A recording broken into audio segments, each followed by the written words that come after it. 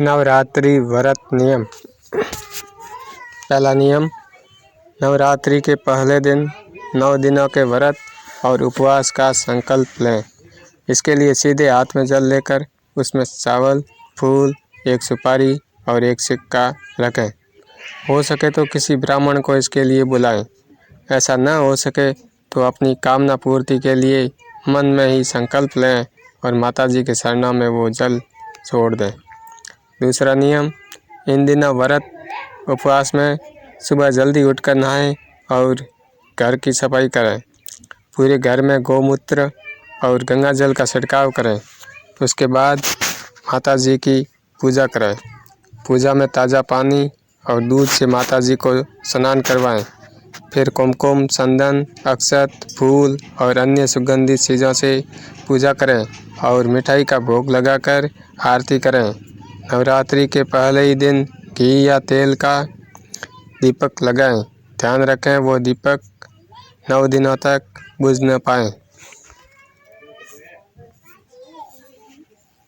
तीसरा नियम, व्रत और उपवास में माताजी की पूजा करने के बाद ही फलाहार करें। यानी सुबह माताजी की पूजा के बाद दूध और कोई फल ले सकते हैं। नमक नहीं खाना चाहिए। उसके बाद दिन भर मन ही मन माताजी का ध्यान करते रहें।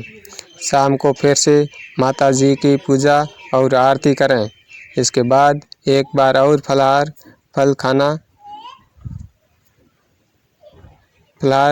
कर सकते हैं।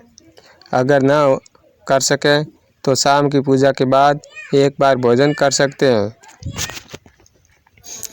चौथा नियम, माताजी की पूजा के बाद रोज़ एक कन्या की पूजा करें और भोजन करवाकर उसे दक्षिणा दें। पांचवा नियम, नवरात्रि के दौरान तामसिक भोजन नहीं करें। यानी इन 9 दिनों में लहसुन, प्याज, मांसाहार, ठंडा और झूठा भोजन नहीं करना चाहिए। छठा नियम, इन दिनों में सौर कर्म न करें। यानी बाल और नाखून न कटवाएं और सेव भी न बनवाएं। इनके साथ ही तेल मालिश भी न करें। नवरात्रि के दौरान दिन में नहीं सोएं। ब्रह्मचर्य का पालन करें। सातवां नियम, नवरात्रि में सूर्योदय से पहले उठें और नहा लें। शांत रहने की कोशिश करें।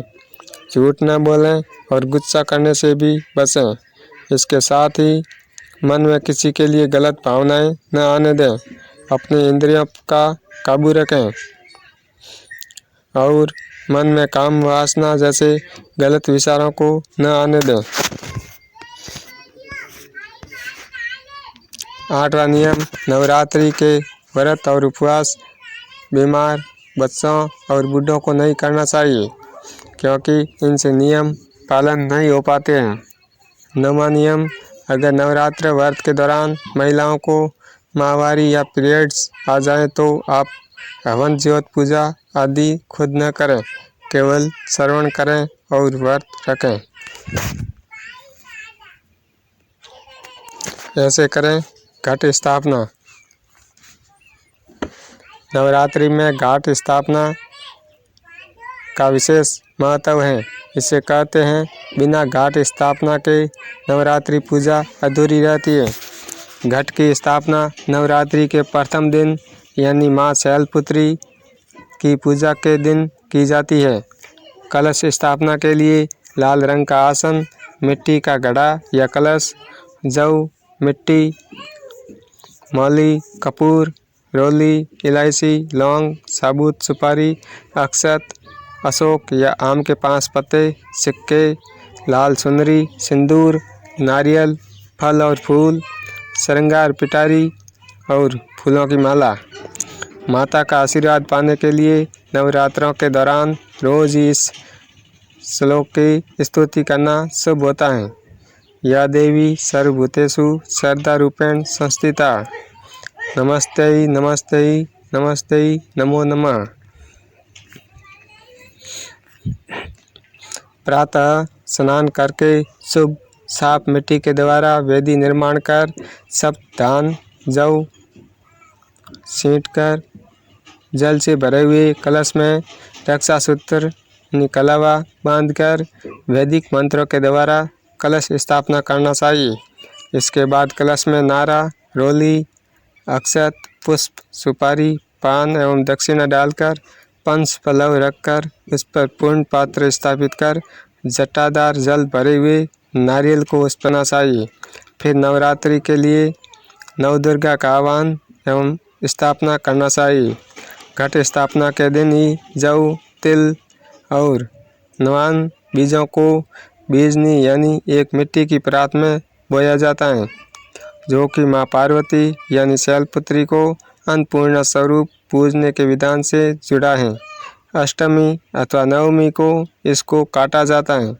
केसर के लेप के बाद सबके सिर पर रखा जाता है। ज्योत, धूप बत्ती, फल फूल, प्रसाद आदि सजाकर माँ दुर्गा के समक्ष कथा, चालीसा, कवच, अगरला स्रोत, दुर्गा सप्तशती का पाठ, हवन और आरती करें। हवन विधि। नवरात्रों में संभव हो तो हर रोज छोटा सा हवन करें। हवन में हविष्य उसे कहते हैं जो हवन के दौरान अग्नि में डालते हैं। हविष्य के लिए धूप, जौ, नारियल, गूगल, मखाना, काजू, किशमिश, सुहारा, मूंगफली, बेलपत्र, शहद, घी, सुगंध, अक्षत चाहिए। इन सभी को मिलकर हविष्य बना लें। हवन के लिए अग्नि प्रज्वलित करने के लिए रुई, आम की लकड़ी, चंदन की लकड़ी, कपूर और माचिस चाहिए। निम्नलिखित मंत्रों से हवन करें। ओम आग्नेय नमः स्वाहा। ओम अग्निदेव ताम्यो नमः स्वाहा। ओम गणेशाय नमः स्वाहा। ओम गौरीयाय नमः स्वाहा। ओम नवग्रहाय नमः स्वाहा। ओम दुर्गाय नमः स्वाहा। ओम महाकालिकाय नमः स्वाहा। ओम हनुमते नमः स्वाहा। ओम भैरवाय नमः स्वाहा। ओम कुल देवताय नमः स्वाहा। ओम स्थान देवताय नमः स्वाहा। ओम ब्रह्माय नमः स्वाहा। ओम विष्णुवे नमः स्वाहा। ओम शिवाय नमः स्वाहा। ओम जयंती मंगला काली भद्रकाली कपालिनी दुर्गा समा शिवा धात्री स्वाहा। ईश्वदा नमस्तुति स्वाहा। ओम ब्रह्मा मुरारी त्रिपुरांतकारी भानु साधि भूमि सुतो बुधस गुरुस शुक्र शनि राहु केतु सर्वे ग्रह शांति करः स्वाहा। ओम गुरु ब्रह्मा गुरु विष्णु गुरु देवा महेश्वरः गुरु साक्षात् परब्रह्म तस्मै श्री गुरुवे नमः स्वाहा। ओम त्र्यंबकं यजामहे सुगंधिं पुष्टिवर्धनम् या उर्वा रुक्मेव बंधनान् मर्त्यो मृक्षय मामृतात् मृत्युंजय नमः स्वाहा। ओम शरणागत दिनार्थ परित्राण प्रायणे सर्व स्थार्थे हरे देवी नारायणी नमस्तुते। इन मंत्रों के बाद ओम ऐं ह्रीं क्लीं चामुंडै विषय नमः स्वाहा इस बीज मंत्र का 21, 51 या 108 बार उच्चारण कर हवन कुंड में हविष्य डालें। हवन के बाद गोला में कलावा बांधकर फिर चाकू से काटकर ऊपर के भाग में सिंदूर लगाकर घी भरकर चढ़ा दें, जिसको बोली कहते हैं।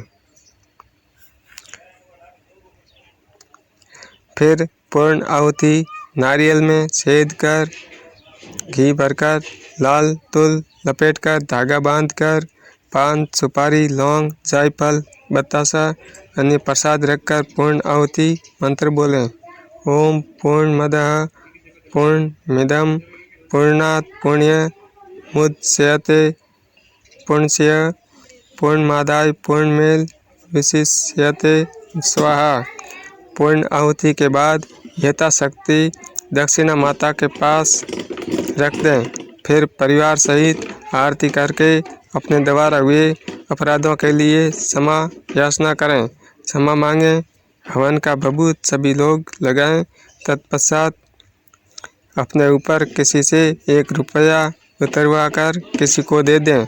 इस तरह आप सरल रीति से घर पर हवन संपन्न कर सकते हैं।